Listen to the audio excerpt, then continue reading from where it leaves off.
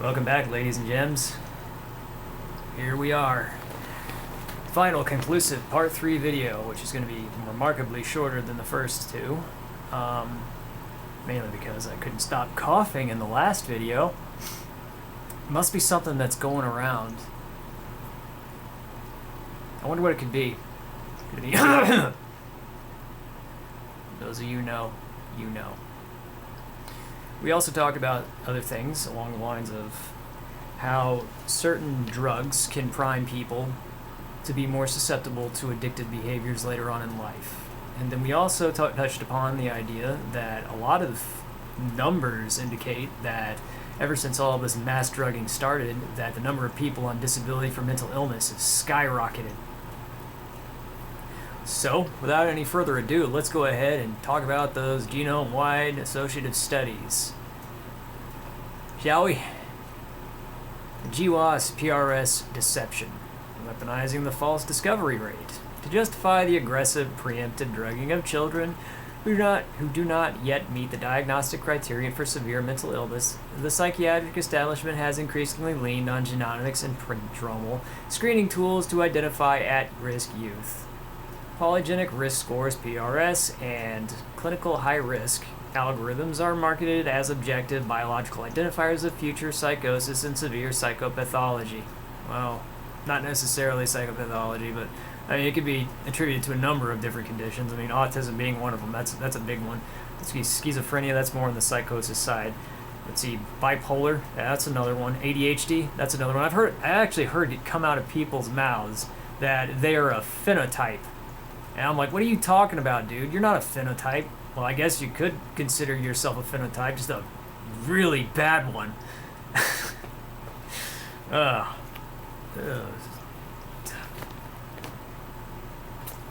However, a rigorous statistical deconstruction of these tools reveals a profound deception categorized by an unacceptable false discovery rate and an abysmal positive predictive value. I am not kidding with this one. This one's really bad. Like, if you really want to get into the numbers behind it, you can't help but just go, oh, man. Did someone die? Something really stinks. Must be the integrity of our psychiatric-industrial complex. The mathematical reality of polygenic risk scores. Psychiatric conditions are highly polygenic, meaning that the genetic risks arise from hundreds, if not thousands, of minuscule variant effects across the genome, each accounting for an infinitesimal proportion of variance. Consequently, PRS models currently explain too little for too few. When applied to complex psychiatric phenotypes, PRS metrics fail entirely to provide actionable predictive validity. In other words, they predict nothing. They're more useful as research tools than as clinical tools, and I don't know why they're being sold as clinical tools. In multi-omic studies attempting to identify genetic drivers for prodromal states, the inherent statistical noise leads to an erroneous false discovery rate. In broad genomic assessments for psychiatric vulnerability and autism spectrum disorder, as I brought up earlier, the FDR often ranges between 70 to 90%. This staggering statistic means that 70 to 90% of the discovered risk markers or identified at-risk children are spurious, meaning not necessary, non-replicable artifacts. In other words, it's fake, guys. They're not proving anything. Using these scores to mandate early chemical intervention is mathematically equivalent to predicting pathology based on random noise. Or in my case, it would be, or in simpler words, I would simply say that it is the mathematical equivalent to taking a cluster of acorns, adding them together, and then using it to demonstrate how many more acorns you're going to find a mile away. Which I guess you could theoretically do something like that, but it wouldn't be very accurate. But still, well, a mile away in a pine forest, I know you wouldn't find any. Maybe find one. I guess my metaphors are a bit off tonight. That's okay, I've been at this for hours. The NAPLS data and positive predictive value collapse.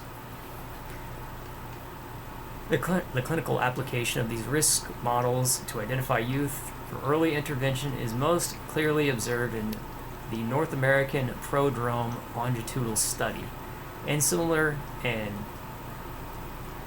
ultra-high risk initiatives. The objective of NAPLS, a massive multi-site investigation, was to calculate the conversion rates of prodromal use into full-blown psychosis over a 30-month period to justify early intervention. The empirical data derived from these studies destroys the justification for preemptive pharmacological intervention across major UHR studies globally, including EPOS, PACE, and PRIME. The baseline transition rates, which directly reflect the positive predictive value of the ascertainment criteria used, range from a mere 15 to 54% over extended follow-ups. In a flagship NAPLS study, which tracked 888 subjects, the standard UHR criteria alone generated a positive predictive power of exactly 35%. By inverse mathematical definitions, that means there is a 65% false positive rate. In other words, it's pretty statistically insignificant. And considering that a lot of these are run by the very clinicians who are diagnosing patients and who have more than enough financial incentive to make sure that these test scores come back correct, and they still manage to get it wrong, it's not particularly enlightening. In fact, if anybody's using these scores to diagnose their kids, shame on you. Approximately 2/3 of children identified by top psychiatric researchers as being at clinical high risk for psychosis will never develop the disorder. Furthermore, the longitudinal tracking indicates that roughly 49 to 59% of these at-risk youths will spontaneously remit from their symptomatic status entirely, without any pharmacological intervention, simply by maturing through adolescence. In other words, they grow out of it.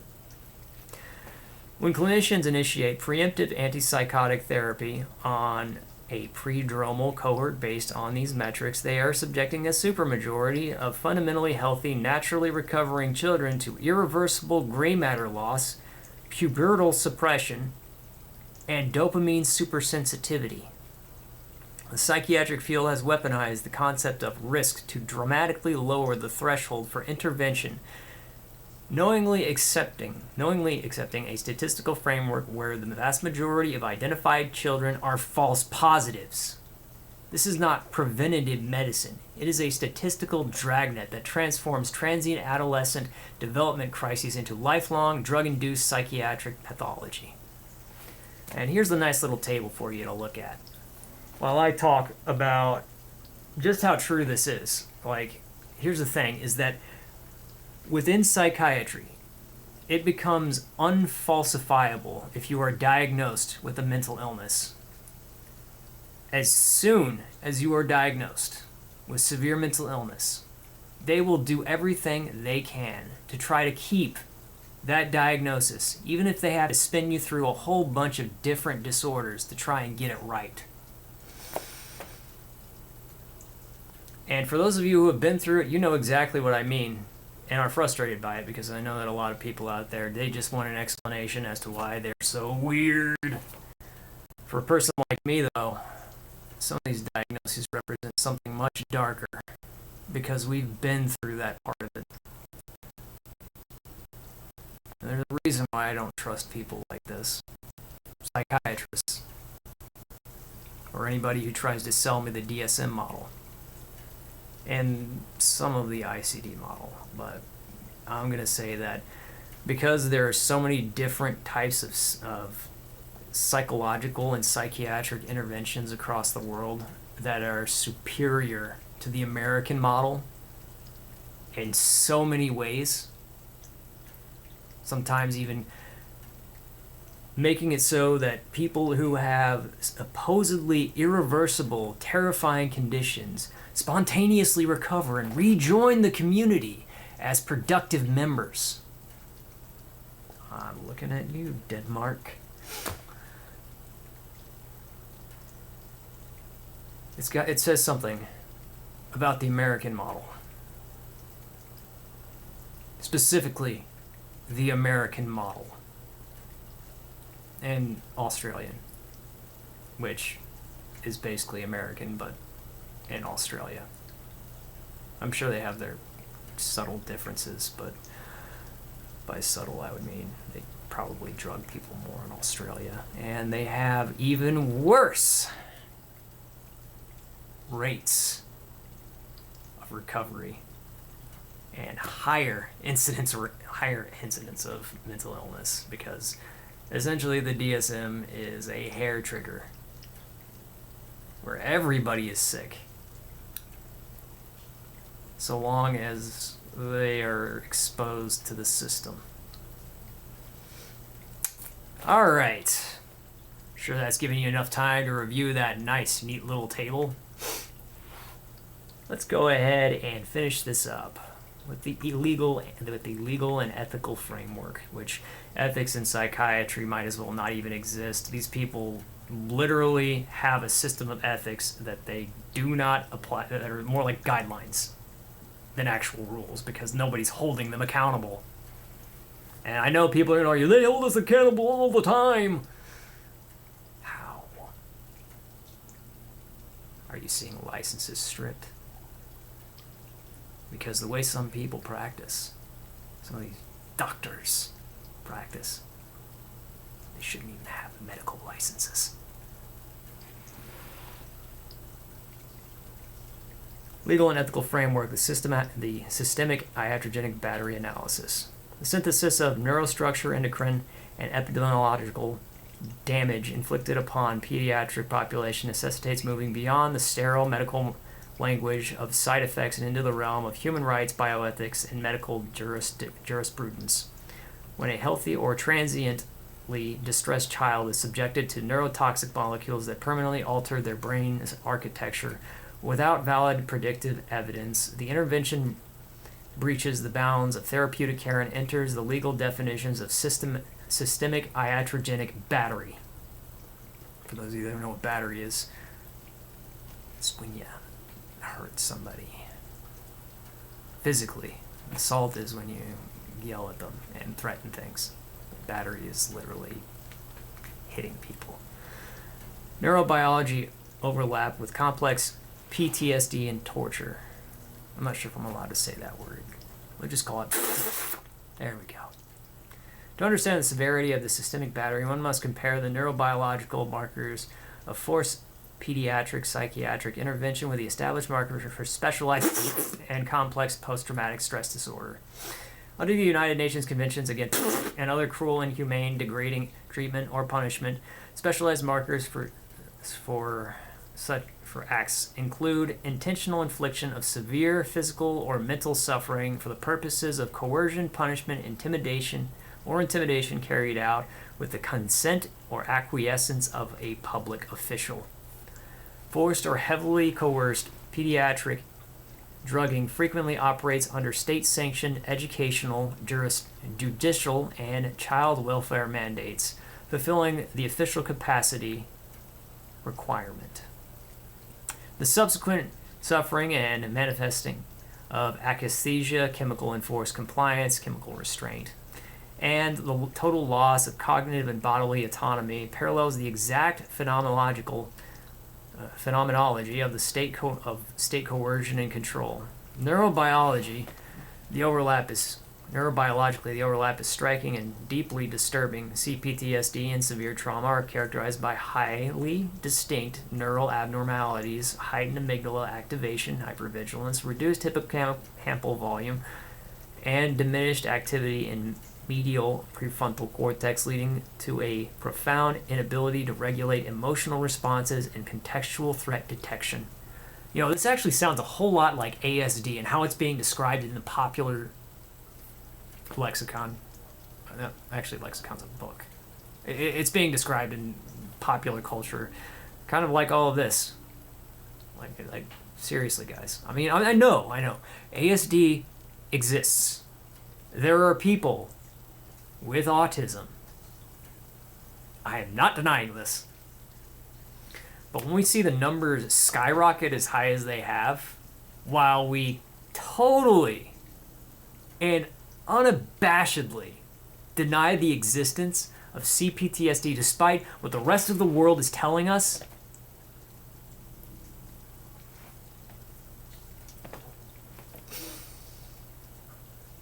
I'd say that's up for some criticism, especially considering that diagnosis exists in a book that's used in 11 different nations, with 40 considering its adoption, who are using an older book, which I actually have a copy of. Here, let me go get that book. I'll just go ahead and show it to you, because for some stupid reason, whenever I talk about ICD, I get this, no, that's the one that is... Shut. Watch. Let me show you.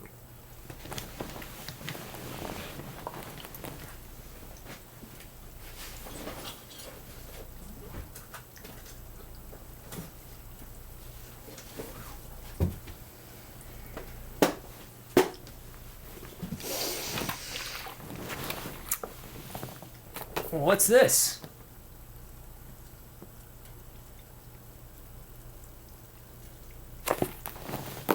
It almost looks like a diagnostic manual. It's not very big, of course. This is the ICD-10, which is very old, and there's some questionable things in here. But what I will say is that this is real. As real as the DSM. And it is adopted all throughout the world. Do you know how many countries the DSM is adopted in? 4. Do you know how many of those countries exclusively use the DSM? 3.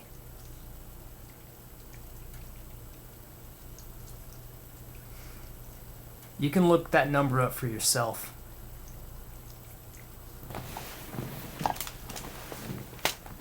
The WHO 2023 Guidelines, a global shift against over-medicalization. The global health community recognized the catastrophic failure of this model and has slowly begun to acknowledge the ethical peril of the biological psychiatric paradigm. The World Health Organization 2023 Mental Health Gap Action Program, MHGAP, guidelines reflect a desperate institutional need to retreat from pediatric polypharmacy. The updated global guidelines place an overwhelming emphasis on psychosocial interventions, cognitive behavioral therapy, and environmental modifications, explicitly warning against over-medicalization of the youth, which the DSM is overwhelmingly guilty of. Crucially, the WHO, the World Health Organization, evaluated the evidence for pharmacological interventions in children and found it severely lacking. For instance, the guidelines noted a very low certainty of evidence regarding the benefits of SSRIs in reducing anxiety, issuing a stark directive that drug treatments are not recommended for children and adolescents with anxiety disorders. By emphasizing that non-pharmacological approaches are essential to avoid the institutionalization and over-medicalization of children, the World Health Organization indirectly validates the premise that the current Western prodromal drugging practices violate the fundamental rights of the child, as outlined in the UN Convention on the Rights of the Child. Not that anybody here in America cares about what happens in the UN. However, despite these clear global warnings, the localized psychiatric infrastructure continues to utilize statistically bankrupt PRS models and CHR criteria to feed children into a sensitization loop. Administering a molecule that shrinks the cortex, halts bone and sexual maturation, and primes the nervous system for lifelong addiction based on screening tools with a 65% false positive rate. Cannot mathematically or ethically be classified as informed consent. In the system, chemical imposition of trauma, fulfilling the criteria for medical battery. And I know, in courts, they will never hold any of that up. But you know what? I think that when we look back and when humanity takes a look back at this period in time and sees all the things that are happening around this country, they will realize just how horrible it really was.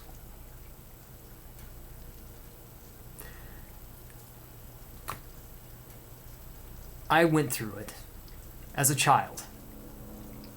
I've gone through it as an adult. I've seen the industry shift to more and more severe treatment models. When I was a kid, it was one drug. Now it seems to be the whole frickin' cabinet of drugs. And it's not that these drugs work. They don't work like that.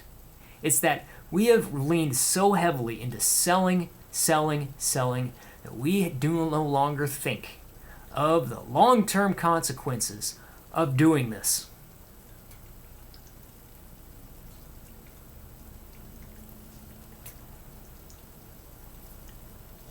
In conclusion, an exhaustive longitudinal review of preemptive and prodromal pediatric psychiatry uncovers a self-perpetuating system of immense iatrogenic harm. The data is empirical, replicated, and unequivocal. Neuroleptic and stimulant interventions do not correct an underlying chemical imbalance in the developing brain. Rather, they systematically dismantle the brain's natural maturation sequence, creating the very imbalances they claim to treat. The chemical lobotomy is not hyperbole, but a verifiable anatomical reality documented by decades of longitudinal MRI tracking, demonstrating dose-dependent gray and white matter atrophy that directly mirrors the structural deficits of severe cognitive decline. The concomitant endocrinological devastation, and driven by severe hyperprolactemia, and the subsequent collapse of the GH and HPG axes arrest the biological development of the child, denying them neurostructural completion of puberty, leaving them physically and psychologically stunted. Furthermore, by forcing adolescent brain to adapt to a continuous neuroreceptor blockade or agonism, psychiatry induces dopamine supersensitivity and the kindling effect. This structurally primes the pediatric patient for a lifetime of breakthrough psychosis and creates a profound physiological vulnerability to adult substance use disorders, creating a permanent craving for external neuroregulation. The epidemiological paradox identified by researchers Whitaker and Ghosh is the natural endpoint of the biological destruction. At 3,600% explosion in pediatric SSI disability rates since 1987. The transformation of episodic stress into lifelong chronicity and the intractable rate of completion driven by drug-induced akathisia and hopelessness. The justification for this devastation relies entirely on the statistical deception of the polygenic risk scores and UHR prodromal screening. With false discovery rates ranging from 70 to 90%, 70 to 90% of most of the people detected by these polygenic scores don't actually have the disorder, and I don't think they ever will unless you force them to have the disorder. Self-fulfilling prophecy, I suppose. At a baseline predictive value of merely 35%, the psychiatric establishment is knowingly subjecting massive majorities of healthy, naturally recovering children to neurotoxic agents under the guise of prevention. And viewed through this lens of human rights, the preemptive drugging of children replicates both the methodology of state coercion and the exact neurobiological markers of C-PTSD and systemic. It was unconsented It was an unconsented, violent alteration of human biology.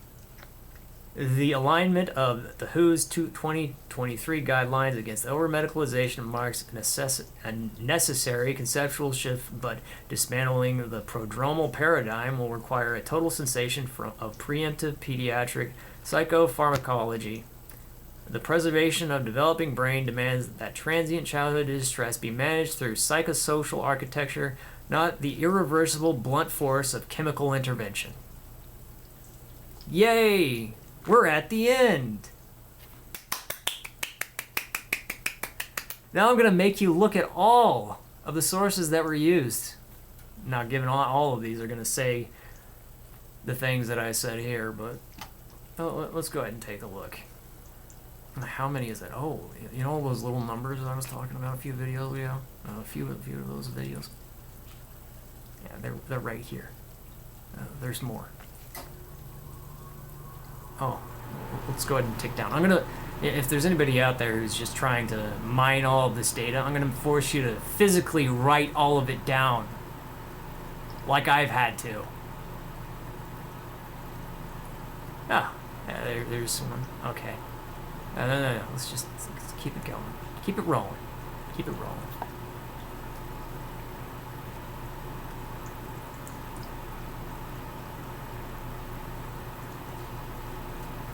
Clozapine. I can tell you, clozapine is like it's like a battering ram when all you're trying to do is fix a light bulb. Don't use this. Good God, what's wrong with you people? Don't use it. Not good. Bad. Don't use it.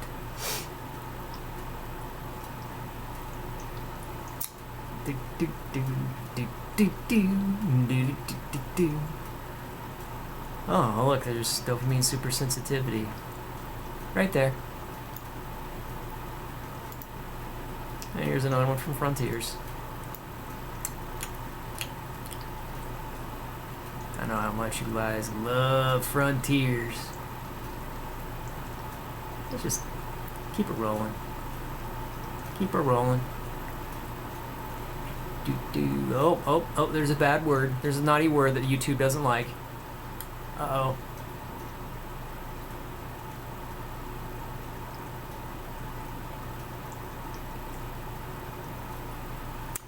Now, I know I said there was going to be 76, but you can find the other one in the first video. It's not in here, but I'm tired of doing everyone's work for them.